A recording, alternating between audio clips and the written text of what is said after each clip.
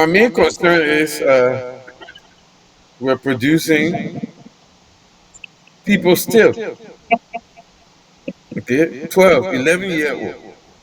That's just about 10 years ago. We must be going 36 years. So there must be some underlying factors. Like you and I, we had a conversation one time. Another put words in your mouth. You were telling me about the environmental stresses, the social pressure. You will give me some of your psychological jargon. I still remember that.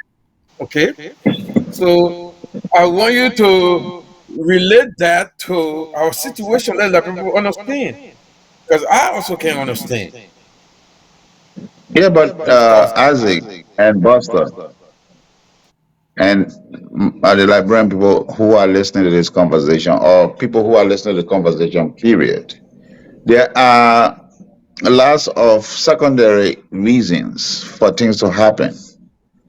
So in psychology, we call it vicarious trauma, secondary trauma. There is also an environmental component of all of these things that's happening.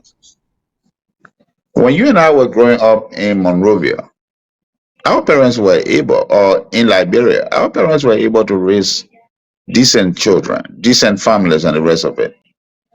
But after the war, and I'm not throwing an aspiration on the war or those that carry the war, which of course is, I mean, has some negativity. The war is like I said in the discussion, we kill between 8 to 10% of our population. That's the first thing. The second component is that we also contributed to killing or destroying our country by 90% of its physical infrastructure. The home or the family structure was destroyed. So if you have all of those destructions set into place, people now become their own Lord and gospel unto themselves. We taught people, and we still teaching people, that doing negativity is the right thing by our actions. Thank you.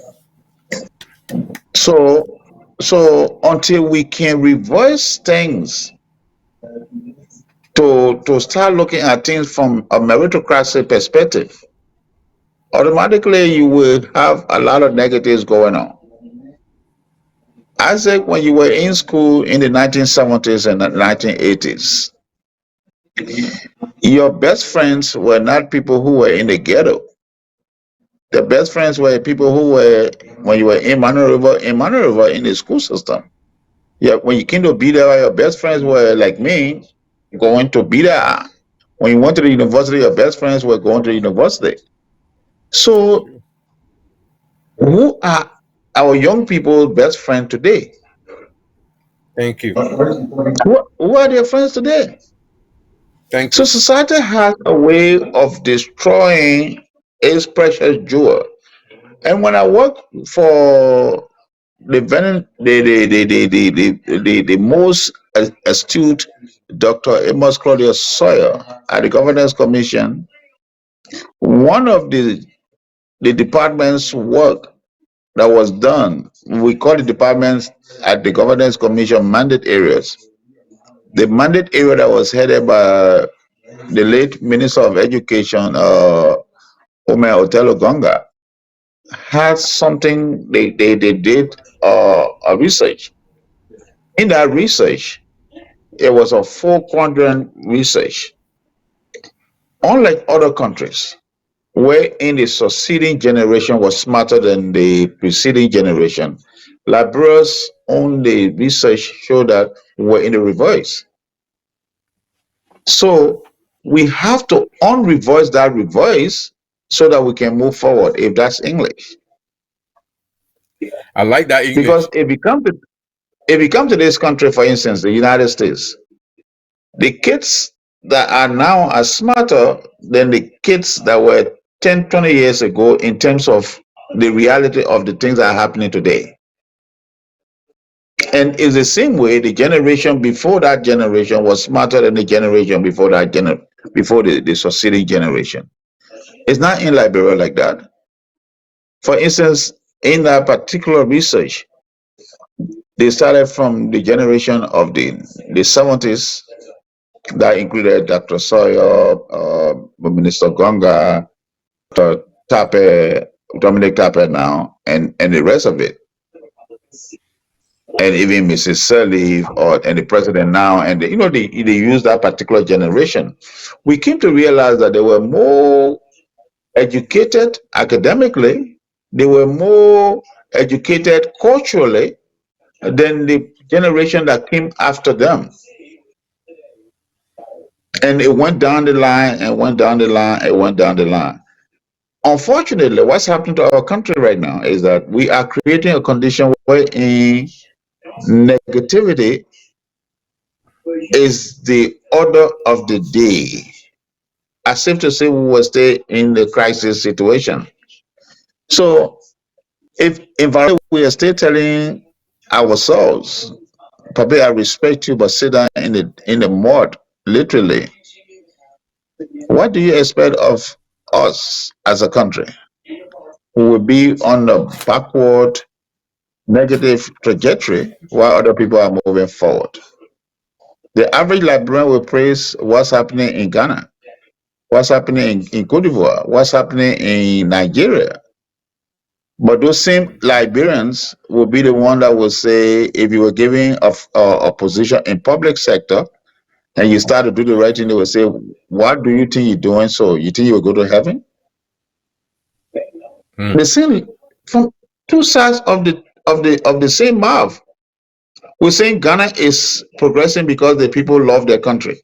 We say Nigeria is progressing because the people love their country, or Cote d'Ivoire, or just name them. But when a Liberian decides to love his country by managing whatever resource that is giving him or her to do a piece of work for them, then we say that Liberian wants to act like he going to heaven. That's a paradox. That's an oxymoron. So my point is, except we unreverse what the reverse will be in, we're not going anywhere.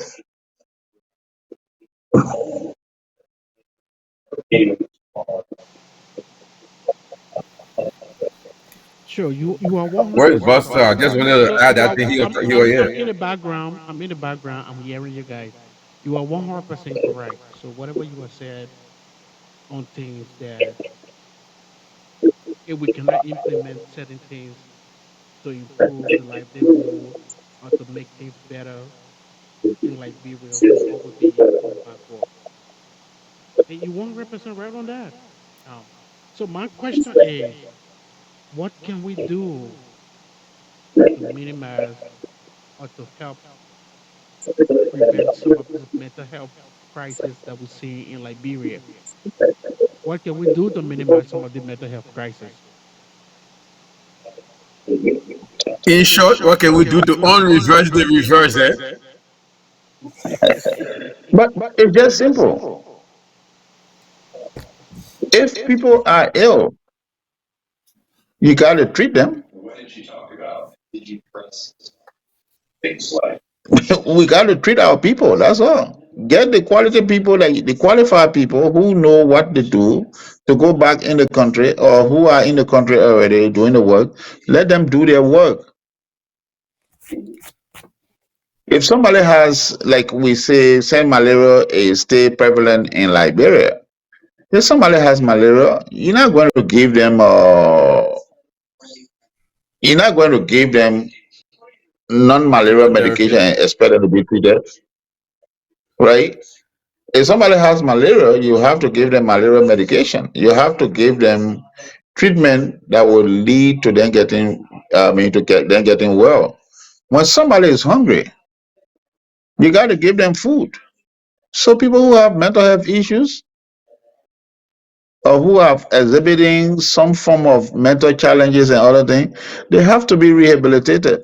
The government of Liberia has the obligation to create a condition for people to be treated. A mental illness is an illness according to the World Health Organization. Addiction is also an illness according to the World Health Organization. So we need to put our money where our mouth is by doing those jobs that will have to make our people well. How can we do it if we don't have Liberians in the country qualified to do the job? And I think they got some Liberians who are diligently doing what they're doing on the home front.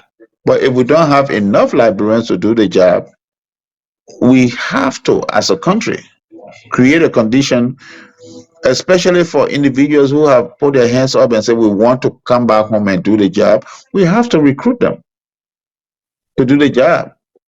If we don't have enough Liberians across the globe to do that work, then we have to go out deliberately seek for quality individuals and bring them back to our country to help us rehabilitate our people. And everybody who has a mental health issue does not necessarily have to be psychotic. So when I hear people talking about, oh, they just be one of the psychiatric hospital, it is less than 10% of the population that got mental health issues that end up becoming psychotic. Psychotic is for you to say the person crazy. You know how many challenges people are going through? For instance, a lot of people don't leave work and don't go home straight. They have to go to stop to a shop. There are many things that are happening. Some of them will say that, man, I don't want to go home and my kids are stay up, and then what they want, I cannot provide for them. So out of shame, out of the inability to be parents, and it does not mean that they just deadbeat dads, they stay away from home. Then they go sit down to a shop. They call for a bottle of beer with the anticipation that things will get better. I mean, the bottle of beer, they will drink it and they will just forget it home. They go and sleep straight. They drink one, two, three, four, five, six, and they start to take on the pathway of becoming alcoholic. When they go home, when the kids raise their issues, they start to scream at the kids. One of my friends told me something today. I mean, I felt so hurt for him. This is a guy who has a master's degree. He went back home, and the community did not accept him